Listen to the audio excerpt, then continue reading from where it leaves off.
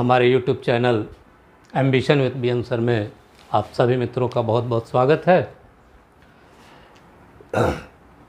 पिछले वीडियो में हम लोगों ने जो है उत्तर भारत के मैदान को जो है स्थलाकृतिक यानी संरचनात्मक दृष्टिकोण से भाबर क्षेत्र, तराई क्षेत्र, बांगर क्षेत्र, खादर क्षेत्र और डेल्टाई क्षेत्र का हम लोगों ने अध्ययन किया था। आज हम लोग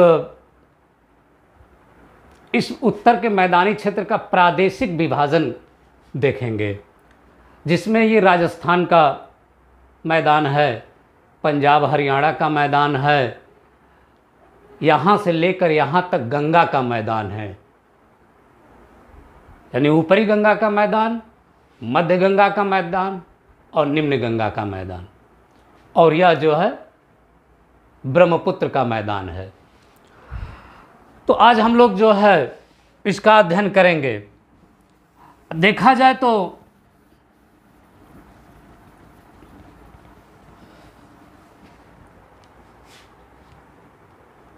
इस मैदान का निर्माण अगर नदी के दृष्टिकोण से देखा जाए तो 3 नदी तंत्र द्वारा हुआ है। सिंधु नदी तंत्र द्वारा देखा जाए तो सिंधु नदी तंत्र द्वारा, सिंधु नदी तंत्र का मतलब सिंधु और उसकी सहायक नदियाँ। तो जो देख रही है सिंधु नदी तंत्र, ये सिंधु जा रही है, ये उसकी सहायक नदियाँ हैं, जिसका अधिकांश हिस्सा जो है सिंधु और सिंधु नदी तंत्र की जो सहायक नदियाँ हैं पाकिस्तान में भी वो मैदान का निर्माण करती हैं। उसके बाद गंगा नदी तंत्र, दूसरा गंगा नदी तंत्र द्वारा, यानी गंगा और उसकी सहायक नदियाँ। तो यहाँ से ये गंगा जो निकल रही है, ये गंगा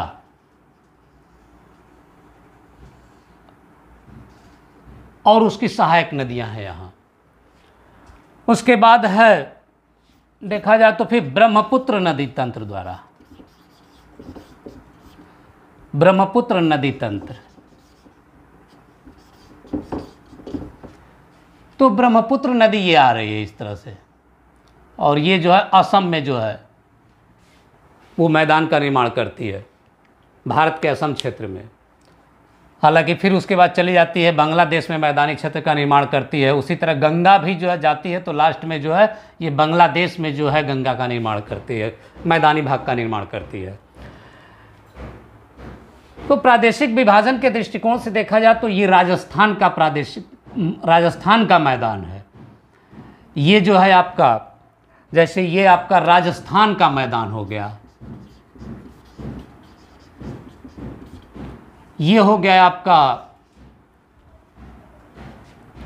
पंजाब का मैदान, जिसको हम लोग पंजाब और हरियाणा का मैदान भी कहते हैं।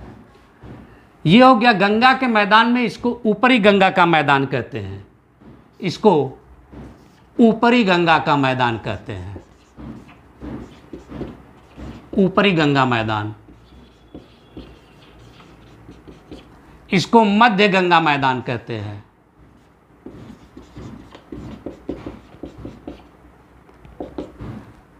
और इसको निम्न गंगा का मैदान कहते हैं।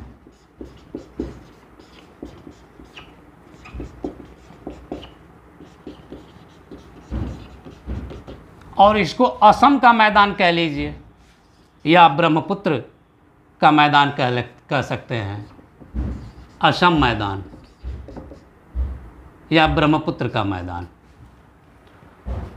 जिसका निर्माण जो है ब्रह्मपुत्र नदी ने किया है। तो ये प्रादेशिक विभाजन हो गया।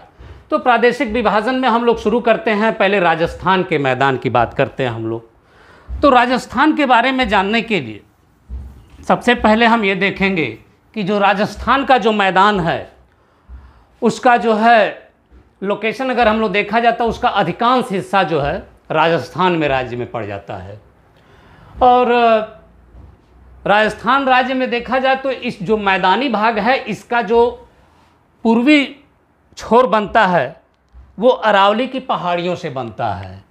पूर्वी छोर जो है इसका ये अरावली की पहाड़ियों से बनता है, ये अरावली की पहाड़ी।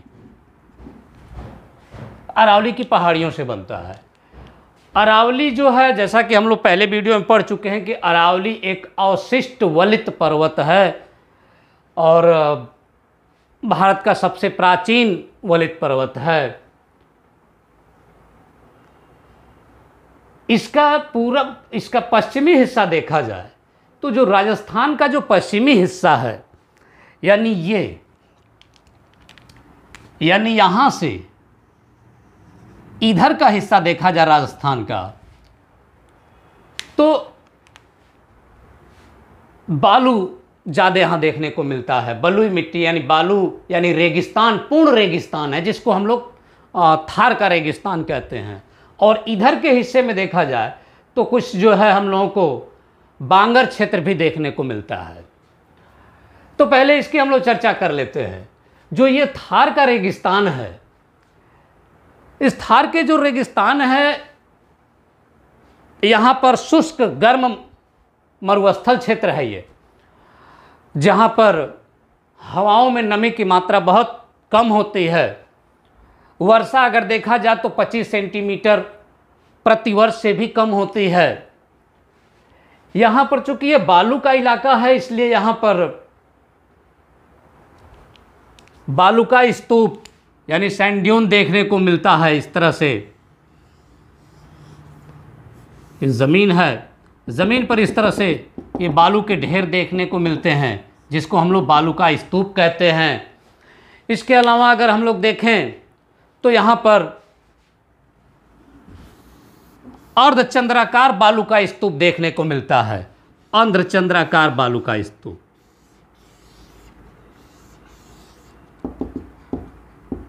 जिसको हम लोग बरखान कहते हैं। यानी ये सारी चीज़ें जो हैं आपके ये थार के मरुस्थल में पाई जाती हैं। थार के मरुस्थल में अगर देखा जाए तो मरुद्भेद वनस्पति पाई जाती है, विशेष करके उसमें नागफनी या कटीली झाड़ियाँ कहीं कहीं देखने को मिलती हैं, और नमकीन झीलें भी यहाँ देखने को मिलती हैं, जिसको प्याला झीलें भी कहा जाता है। और इस इलाके में जो है अगर देखा जाए तो ये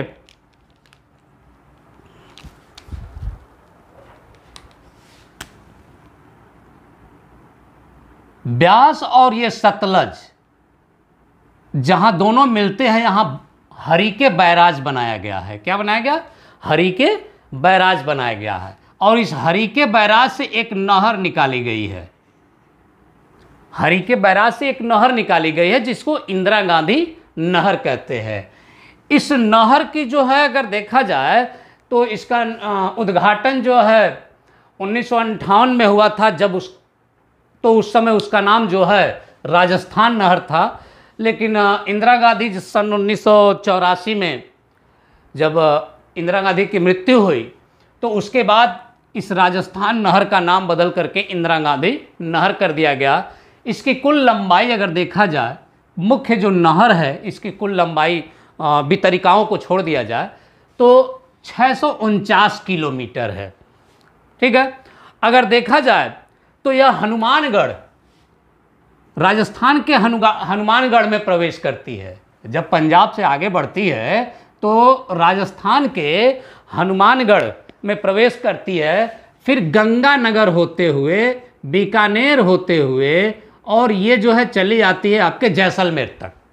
और जैसलमेर में मोहनगढ़ एक स्थान है, वहाँ तक ये मुख्य नहर चली आई है। जो ये नहर है, ये नहर ये चली आई है कहाँ तक? जैसलमेर में मोहनगढ़ तक मुख्य नहर। बाकी इसकी जो है कुल छोटी छोटी कुल 9 वितरिकाएँ भी हैं। इसके अलावा देखा जाए तो पश्चिमी राजस्थान में लगभग 9 जिलों में इस नहर द्वारा सप्लाई की जाती है। और इस नहर के आसपास के इलाकों में इस नहर के माध्यम से हरियाली करने का प्रयास भारत सरकार कर रही है, जिसका हमको फ़ायदा भी देखने को काफ़ी हम लोगों को मिल रहा है। और धीरे धीरे यहाँ खेती का कार्य भी शुरू हो गया है। अगर इधर के इलाके को देखा जाए तो ये पुरानी जलोढ़ मिट्टी है, जिसको हम लोग बांगर भी कह सकते हैं, यानी पुरानी बांगर मिट्टी है। जिसमें कृषि की जाती है। और ये इस क्षेत्र में एक अंतःस्थलीय लूनी नदी है, अंतःस्थलीय है, जो अधिकांशतः जो है मरुस्थल में ही, थार के मरुस्थल में विलीन हो जाती है, लेकिन आकर के कभी कभी जो है ये यहाँ कच्छ के रण में विलीन हो जाती है और सांभर झील होते हुए आती है। और जैसा कि आप जानते हैं कि सांभर झील जो है भारत की सबसे बड़ी खारे पानी की झील है। इसके अलावा यहाँ जीरोफाइट प्रकार की वनस्पति पाई जाती है। यहाँ पर ज्वार, बाजरा और सरसों की खेती भी की जाती है। इस राजस्थानी बांगर क्षेत्र यानी पुरानी जो जलोढ़ मिट्टी है। इसके बाद ये जो अरावली, अरावली के इधर भी जो है ये राजस्थान का इलाका है, मैदानी इलाका है, ये भी जो है राजस्थान के बांगर क्षेत्र में ही आ जाता है। तो इस तरह से जो है हम लोगों ने देखा इसको कि ये राजस्थान का मैदानी क्षेत्र है। इसके बाद हम लोग आते हैं पंजाब का जो ये क्षेत्र है, पंजाब के मैदान को देख लेते हैं। पंजाब के मैदान को अगर देखा जाए तो ये गंगा नदी, सिंधु नदी, ये सिंधु नदी है, ये सिंधु नदी जा रही है, सिंधु, ये झेलम,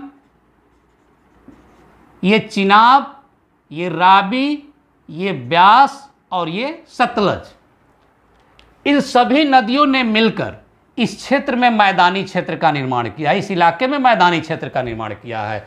इन नदियों द्वारा इधर का इलाका जो पाकिस्तान का इलाका है, इधर भी मैदानी क्षेत्रों का निर्माण कर दिया गया है।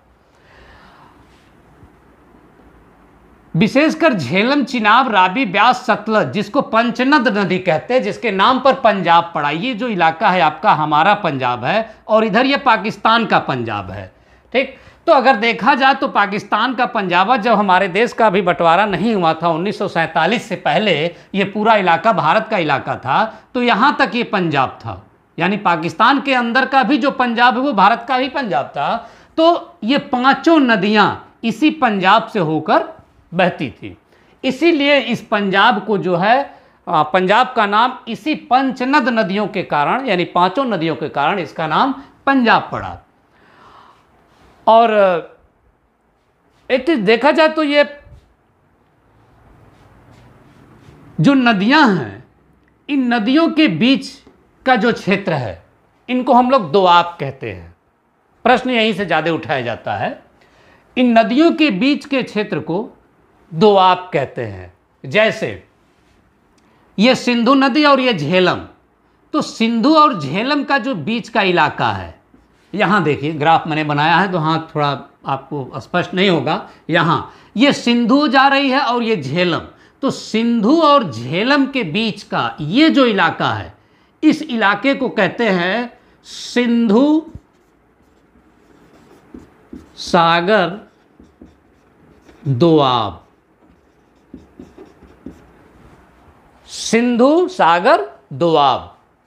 अब देखते हैं, जैसे ये झेलम है और ये चिनाब है, झेलम और चिनाब, तो झेलम और चिनाब के बीच का जो क्षेत्र है, इस दोआब को हम लोग कहते हैं चाज दोआब। क्या कहते हैं?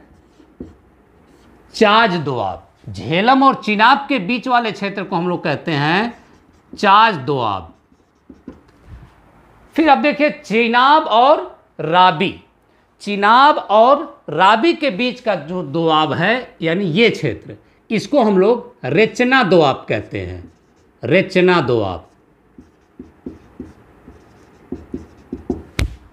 यानी ये जो इलाका है ये रेचना दोआब, यानी कौन सी नदी? चिनाब और रावी के बीच में रेचना दोआब। और रावी और ब्यास के बीच, रावी और ब्यास के बीच ये बारी दोआब कहते हैं इसको, बारी दोआब। बारी दोआब यानी रावी और ब्यास के बीच ये जो भारत का क्षेत्र है, इसको हम लोग बारी दोआब, हालांकि ये भी बारी दोआब में आ जाएगा, पाकिस्तान में पड़ता है, लेकिन हम लोग के भारत के बीच वाला ये वाला हिस्सा, इसको हम लोग बारी दोआब कहते हैं। इसके अलावा अब ब्यास और ये सतलज, जो सतलज आ रही है ना इधर से तिब्बत के राकसताल झील से निकल करके, और ये ब्यास, तो ब्यास और सतलज दोनों मिल जा रही हैं कहाँ, हरि के बैराज के पास। ठीक, तो इसके बीच का इलाका जो है इसको हम लोग कहते हैं बिस्त दोआब। क्या कहते हैं? बिस्त दोआब, बिस्त दोआब। तो इसको आप लोग अलग अलग करके लिख लेंगे। जैसे जो है पूछा जाता है कि सिंधु सागर दोआब किन दो नदियों के बीच है, तो सिंधु और झेलम के बीच। चास दोआब किन दो नदियों के बीच है, तो झेलम और चिनाब के बीच।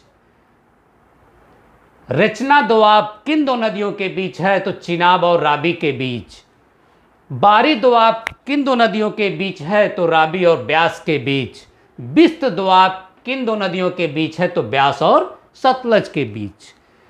चूंकि नदियों द्वारा यह निर्मित मैदान है, इसलिए यहाँ बहुत उपजाऊ क्षेत्र है। आप जैसा कि आप जानते भी हैं कि ये चूंकि पंजाब और हरियाणा का मैदान है, तो पंजाब और हरियाणा में काफ़ी जो है इस समय धान की फसल यानी चावल की बहुत ज़्यादा उत्पादन होता है, और गेहूं भी खूब उत्पादन होता है। प्रति हेक्टेयर भी जो है अगर देखा जाए तो यहाँ गेहूं का उत्पादन खूब ज़्यादा होता है, और चावल का भी उत्पादन खूब अच्छा इस समय हो रहा है।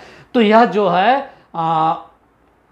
खादर और बांगर दोनों तरह की मिट्टी पाई जाती है, लेकिन इन क्षेत्रों में बांगर की अधिकता ज़्यादा पाई जाती है। लेकिन अगर खादर की देखा जाए तो जहां नदी है उसके किनारे किनारे खादर मिट्टी पाई जाती है। तो पंजाब में उस खादर मिट्टी को बेट कहते हैं। पंजाब में उस खादर मिट्टी को क्या कहते हैं? बेट कहते हैं। पंजाब में उस खादर मिट्टी को हम लोग बेट कहते हैं। और वहीं जो ये इलाका है हरियाणा का, तो हरियाणा में जो है जो बांगर है, उस बांगर को भिवानी बांगर कहते हैं। हरियाणा में क्या कहते हैं उसको? भिवानी बांगर। और आप हरियाणा में आपको जो है ज़्यादा इलाका पूरा बांगर ही देखने को मिलता है, खादर बहुत कम देखने को मिलता है। ठीक है, तो ये भिवानी बांगर अगर कभी पूछता है कि कहाँ पाया जाता है, तो हरियाणा में। बेट खादर कहाँ पाया जाता है, तो आपके पंजाब में, नदियों के जो किनारे किनारे। जैसे आप देखेंगे तो पंजाब में आपका जो है ये चिनाब, राबी, ब्यास, सतलज पंजाब के कुछ हिस्से में ये पड़ती हैं। तो इनको जो है हम लोग जो है इनके किनारे किनारे कहीं कहीं जो है खादर मिट्टी अगर देखने को मिलती है, मतलब ये कि राबी, ब्यास और सतलज के किनारे किनारे, तो वहाँ पर जो है उस खादर मिट्टी को वहाँ पर बेट कहा जाता है। पंजाब में बेट कहा जाता है खादर मिट्टी को। तो इस चीज़ का ध्यान देना है। विशेष करके ये चीज़ आपसे पूछी जाती है कि जैसे रचना दोआब किन दो नदियों के बीच है, या बारी दोआब किन दो नदियों के बीच है। तो इस तरह से इसको आप मैप ड्रा करके याद करेंगे तो बहुत अच्छे से आपको याद हो जाएगा। तो अब ये हो गया आपका हरियाणा, ये राजस्थान का मैदान हो गया, और ये पंजाब का मैदान हो गया। पंजाब के बाद यहाँ पर ये जो गंगा नदी है, ये गंगा नदी, और गंगा की सहायक ये जो है आपकी आ रही है यमुना नदी। गंगा की सहायक ये आ रही है यमुना नदी। तो ध्यान दीजिए कि ये जो पंजाब हरियाणा का मैदान है उसका पूर्वी क्षेत्र जो है कहाँ तक है? यमुना के तट तक है। और यमुना के इधर का इलाका यानी यमुना के पूरब का इलाका जो है अब आपका ये गंगा का मैदान कहलाएगा। ठीक है, तो अब इस तरह अब इसको हम लोग अब जो है गंगा के मैदान का हम लोग अध्ययन करेंगे। ये गंगा का मैदान है, ये जो यमुना नदी है इसके पूरब और चला गया है ये बांग्लादेश की सीमा तक। तो इसको हम लोग यहां समझ लेते हैं। पहले तो इसको गंगा के मैदान को 3 भागों में बांटा गया है, इसको समझ लेते हैं। जैसे मान लीजिए कि यमुना, और यमुना के बाद ये ऊपरी गंगा मैदान, फिर ये जो डिवाइड किया गया है ये 100 सेंटीमीटर वार्षिक वर्षा से या 100 सेंटीमीटर वार्षिक वर्षा से, उसके बाद यहां फिर मध्य गंगा का मैदान हो जाएगा, उसके बाद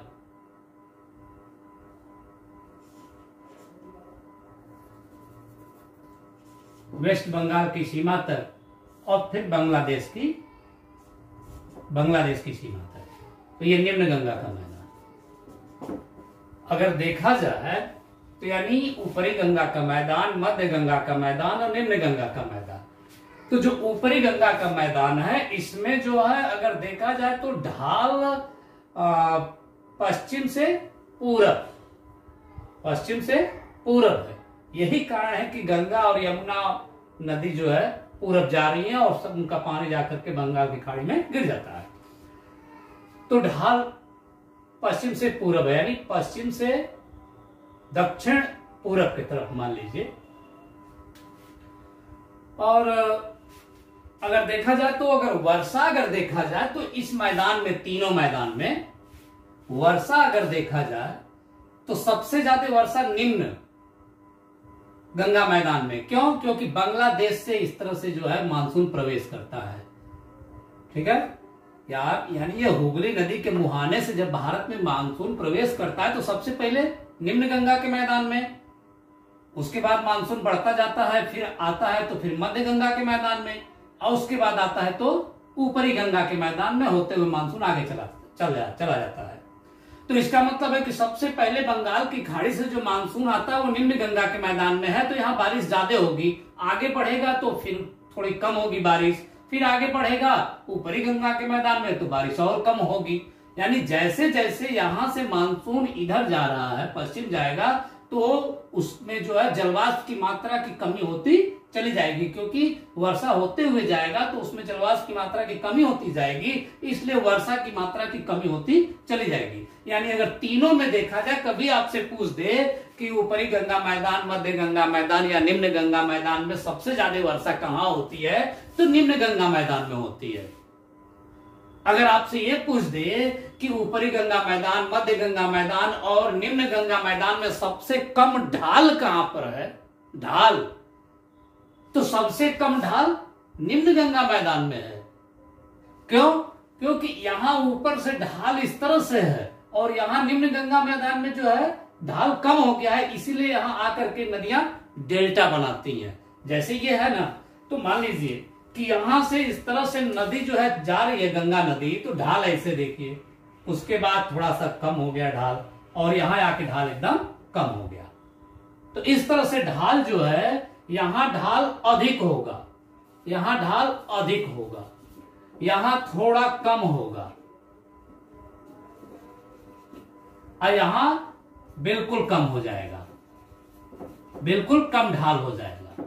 मतलब सबसे ज्यादा ढाल ऊपरी गंगा मैदान में, उससे कम थोड़ा ढाल मध्य गंगा मैदान में, और सबसे कम ढाल अगर देखने को मिलता है तो निम्न गंगा मैदान में। इसीलिए जो है निम्न गंगा मैदान में जो नदी है, या हुगली नदी हो चाहे गंगा नदी हो, ये सब जो है डेल्टा का निर्माण करती है।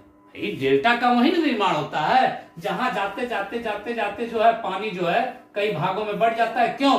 क्योंकि ढाल कम हो जाता है, तो इसलिए वहां पानी कई भागों में बढ़ जाता है, उसी को हम डेल्टा कहते हैं। तो इसका मतलब है कि इन क्षेत्रों में डेल्टा बन रहा है, इसका मतलब ढाल बहुत कम है। और वैसे ही और ऊपर जाएंगे उत्तराखंड में तो ढाल और ज्यादा है।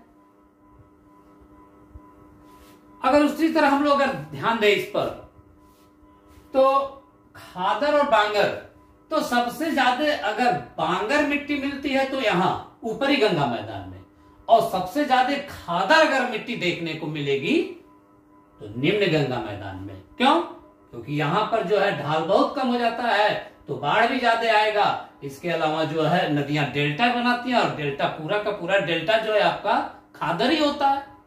तो इसका मतलब है कि खादर अगर सबसे ज्यादा अगर पूछे कि ऊपरी गंगा मैदान, मध्य गंगा मैदान और निम्न गंगा मैदान में सबसे ज्यादा खादर कहां है, तो आपका निम्न गंगा मैदान में, और सबसे कम खादर कहां है? तो ऊपरी गंगा मैदान में। सबसे ज्यादा बांगर कहां देखने को मिलेगा? तो ऊपरी गंगा मैदान में। और सबसे कम बांगर निम्न गंगा मैदान में। तो ये सब अच्छा, उपजाऊपन अगर देखा जाए कि जो है मतलब जब यहां की मिट्टी में उपजाऊपन की मात्रा सबसे ज्यादा किसमें है? तो भाई स्वाभाविक सी बात है कि जहां खादर ज्यादा है वहां उपजाऊ की मात्रा अधिक होगी। उस भूमि में जो है एनर्जी तत्व तो ज्यादा पाए जाएंगे, क्योंकि बाढ़ग्रस्त इलाका है, नई नई मिट्टी जो है यहां बिछती रहती है, तो यहां पर जो है ज्यादा जो है आपको मिलेगा। अगर इसको देखा जाए ध्यान से तो ये कई नदियों ने इसको जो है, जैसे यहां आपके जो है आपके चलिए आई काली नदी है, तो फिर ये गोमती नदी है, तो घाघरा है, तो गंडक है, तो बूढ़ी गंडक है, तो कोसी है, तो ये महानंदा है, और आपकी ये आपकी जो है गंगा में जाकर यहाँ इलाहाबाद में कौन सी मिल रही है? यमुना मिल रही है। इधर से जो है जाके आपका जो है चंबल है, तो बेतवा है, तो केन है। चंबल, बेतवा, केन, ये तीनों यमुना में जाकर मिलती है। यानी ये नदियों का जाल है। इधर से देखा जाए तो जाकर के आपका सोन नदी मिलती है। तो यानी ये नदियों का जाल है पूरा। ये जलोढ़ मिट्टी है। अब जलोढ़ मिट्टी है तो इसी में बांगर भी है और खादर भी है, यानी उपजाऊ। यह पूरा गंगा का मैदान जो है पूरा उपजाऊ क्षेत्र है। अब यहां जरा समझ लेते हैं इस गंगा के मैदान में थोड़ा सा, यहां मैंने क्लियर कट आपको समझने के लिए बना रखा है। मान लीजिए आपका ये जो है गंगा है, ऊपर से जो है भागीरथी आ रही है, और ये अलकनंदा है। अलकनंदा आपका देवप्रयाग में मिल जाती है, तो यहां से जो है इसका नाम क्या पड़ जाता है? गंगा। और ये गंगा चली आई। अब जो है इस गंगा में जो है यमुनोत्री से यमुना आ रही है, तो यमुना आ रही है तो प्रयागराज में मिल गई। तो गंगा और यमुना के बीच वाले क्षेत्र को ये जो देख रहा है ये 100 मीटर की समोच्च रेखा, यानी उच्चावच के दृष्टिकोण से देखा जाए तो ये 100 मीटर की समोच्च रेखा है। इलाहाबाद के बगल से 100 मीटर की समोच्च रेखा, और 100 सेंटीमीटर प्रतिवर्ष वर्षा, तो वार्षिक वर्षा 100 सेंटीमीटर वार्षिक वर्षा की लाइन भी इसको समझ सकते हैं, या 100 मीटर उच्चावच को भी समझ सकते हैं। यानी इसके इधर का जो इलाका है इसको ऊपरी गंगा का मैदान कहते हैं। क्या कहेंगे इसको? ऊपरी गंगा का मैदान। तो आप ये देखना है इसमें आपको कि ऊपरी गंगा के मैदान में कौन कौन सी नदियां हैं। तो आपकी यमुना है, ये यमुना में आकर के जो है कौन सी नदी मिलती है? यहां से इसे चंबल, बेतवा, केन, ये सब जो है ऊपरी गंगा के मैदान में। इसके अलावा गंगा में राम गंगा आके मिलती है, गोमती आकर के मिलती है। ये कहां आकर के मिल रही है? सब ऊपरी गंगा। तो आपसे जैसे कभी ये प्रश्न पूछा जाए कि राम गंगा नदी का जो क्षेत्र है वो किस मैदानी क्षेत्र में है, तो ऊपरी गंगा के मैदानी क्षेत्र में है। तो ये राम गंगा का ये वाला इलाका जो दिख रहा है ये इसी को कहते हैं रुहेलखंड का मैदान।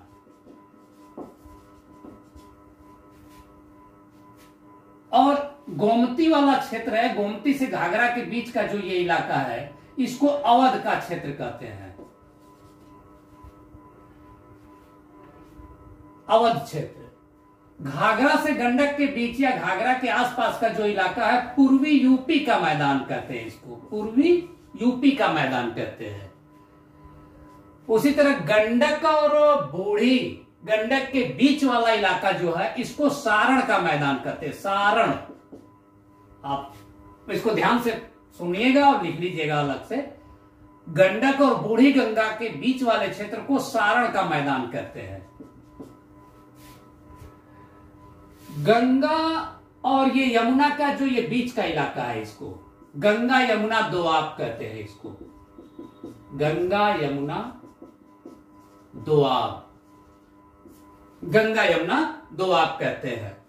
इसके अलावा अगर देखा जाए तो ये सोन नदी का इलाका, ये जो जा रहा है ये सोन नदी का इलाका, सोन नदी है इधर तो इसको मगध का क्षेत्र कहते हैं।